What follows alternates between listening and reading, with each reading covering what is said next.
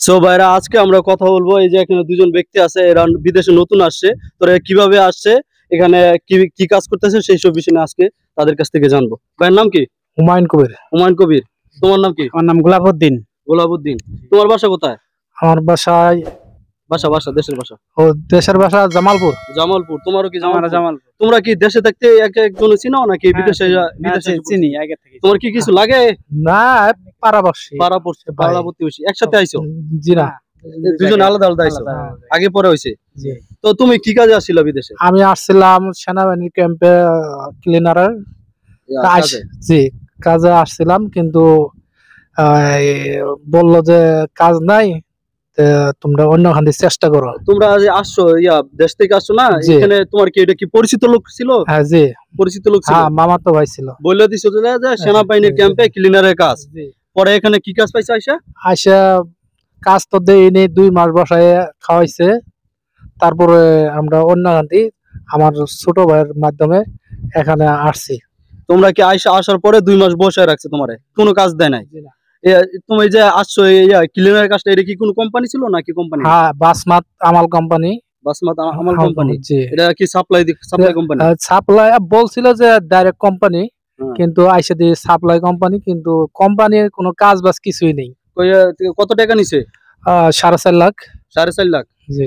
দেখেন ভাইরা, এই 4.5 লাখ টাকাতে আসছে, বাসা হচ্ছে জামালপুর। তো পরিচিত লোকের মাধ্যমে আসে, তবুও তাকে যে কাজটা বলে দিছে, মানে ডাইরেক্ট একটা বিষয় বলছে সেনাবাহিনীর ক্যাম্পে ক্লিনারের কাজ। বেতন কত বলছিল? 1200 রিয়াল বেতন বলছিল। ডিউটি কয় ঘন্টা? 8 ঘন্টা। 8 ঘন্টা ডিউটি, 1200 টাকা বেতন বলছিল। কিন্তু সে এখানে এসে কাজটা পায় নাই, তাকে 2 মাস এখানে বসায় রাখছে। এখন আপনাকে 2 মাস বসায় রাখার পরে কি বলছে তারা? যে তোমাদের আত্মীয় স্বজন থাকলে কাজ তোমরা নিতে পারো, নিজেরা খুঁজে নিতে পারো কাজ। তো তখন তুমি কি করছো?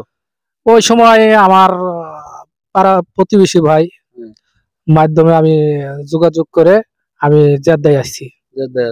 মানে আমাদের কোম্পানিতে এখন আসছেন, যে এটাই এভাবে আসছেন আপনি? তো তোমার কাহিনী কি? তুমি এখানে কি কোম্পানিতে আসছিল? তুমি? আমি আমার কোনো এমনি কোম্পানির নাম বলে নাই, ঠিক আছে। আমার খালি ভিসা দিছিল লোড আনলোডের ভিসা। জি, এই কথা কই নিয়েছে। আমার কইছিল যে এয়ারপোর্ট ক্লিনারের কাজ, কিন্তু এখন তো কোনো কাজ দেয় নাই। এখনো মনে করেন আমার আকামা পর্যন্ত এখনো দেয় নাই। এখন দীর্ঘ পরে 2.5 মাস হয়ে গেছে, আমার কোনো আকামা টাকামা কিছু দেয় নাই। ওর আকামা কিছু দেয় নাই? না। এই যে এই বাড়িটাকে দেখতে পাচ্ছেন, এই বাড়িটা হচ্ছে আপনার এয়ারপোর্ট ক্লিনারের কাজের কথা বলে আনছে, লুড আনলুনি বিষয় দিছে, লুড আনলুনির বিষয়। এই বিষয় দিয়ে নিয়ে আসছে, কিন্তু কাজ দেয় না। কতদিন বসে রাখছে আপনাকে? আমাকে 2.5 মাস বসে রাখছে। 2.5 মাস বসে রাখছে। খাবার টাবার দিছে? খাবার বেশি অংশই দেয় নাই, কিন্তু নিজের টাকা দিয়ে কিনা খাইছে। কিছু দিছে খাবার, নিজের টাকা দিয়ে কিনা খাইছেন। তারপরে যখন আপনি 2 মাস বসে, 2.5 মাস বসে রাখার পরে তারা কি বলছে আপনাকে?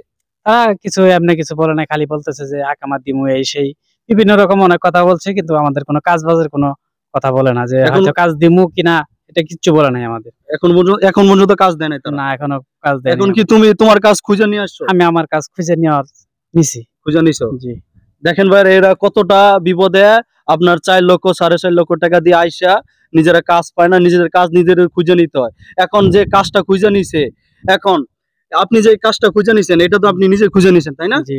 এখন যে আপনি এখানে আসছেন, কত টাকা লাগছে, মানে টোটাল খরচ? আমার টোটাল খরচ বাংলাদেশ থেকে আসছি আমার 4.5 লাখ পড়ছে। 4.5 লাখ পড়ছে। তোমারও তো 4.5 লাখ? দেখেন, 4.5 লাখ টাকা করে আইসা এখানে কাজ পাইছে না। এখন যে আপনি যে কাজটাতে আসছেন, এটা কি আপনার পরিচিত লোকের মাধ্যমে আসছেন? হ্যাঁ, আমি আমার পরিচিত লোকের কাছ থেকে আমি রিকোয়েস্ট করে আর কি নিছি। এখন যেখানে আসছেন বর্তমানে, এখানে বেতন কত দিবে বলছে? এখানে আমার বলছে 1300 টাকা। 1300 টাকা কাফেলা করে নিব? কাফেলা করে নিব। জি। তো দেখেন, 4.5 লক্ষ টাকা আইসা আপনাকে বলে দিছিল কত বেতন দেশে থেকে?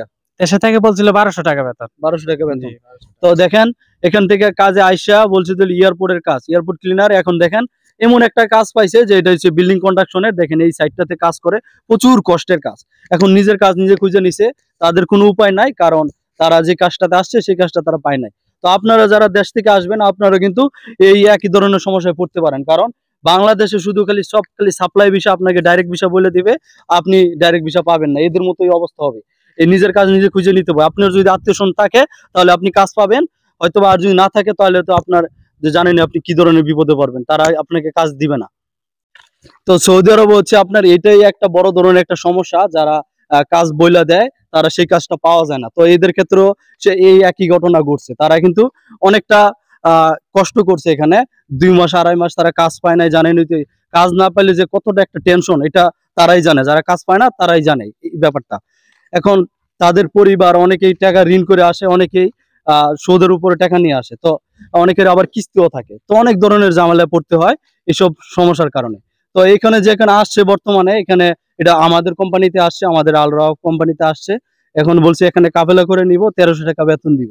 এটা কিন্তু বিল্ডিং কন্সট্রাকশনের কাজ, কাজ অনেক কষ্টের। এই যে সাইডটা দেখতে পাচ্ছেন, এই সাইডের মধ্যে কাজ করতে হয়।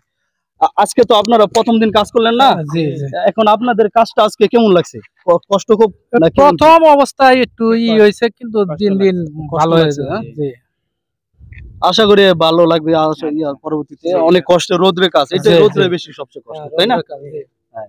এখানে কিন্তু 1300 টাকা বেতন, এখানে কিন্তু খাবার নিজের থাকা কোম্পানি, এখানে কিন্তু আপনাকে কোনো ওভারটাইম দিবে না। আমাদের কোনো কোম্পানি কোনো ওভারটাইম দেয় না। তো এটা তাদের যে বেতনটা, এখান থেকে তাদের চলতে হবে, এখান থেকে দেশে পাঠাতে হবে, এখান থেকে খাইতে হবে। তো এটা হচ্ছে পরিস্থিতি বর্তমানে। যদি তারা এখানে দেখেন, এখানে যেখানে আসছে 1300 টাকা বেতন হিসাবে খাইয়াতে আপনার হয়তোবা 30,000 টাকা দেশে পাঠাইতে পারবো সর্বোচ্চ, এর উপরে আসলে ভাই টিকবে না। তো বর্তমানে বিদেশের অবস্থা খুব খারাপ, আপনারা বুঝে শুনে আসবেন, কারণ ভালো কোম্পানি দেখে আসতে হবে, কারণ এদের মতো আপনারা বিপদে পড়বেন। এই যে এক ভাই আসছে আপনার রুডানুডের বিষয়, আরেকটা আসছে আপনার, আরেকজন আসছিল আপনার সেনাবাহিনীর ক্যাম্পে। তো এটাই হচ্ছে পরিস্থিতি। যদি ভিডিওটি ভালো লাগে থাকে, আমার চ্যানেলটি অবশ্যই সাবস্ক্রাইব করবেন, লাইক কমেন্ট করে আপনাদের মতামত জানিয়ে দেবেন। সবাই ভালো থাকবেন, সুস্থ থাকবেন, খেয়াল রাখবেন। ধন্যবাদ সবাইকে।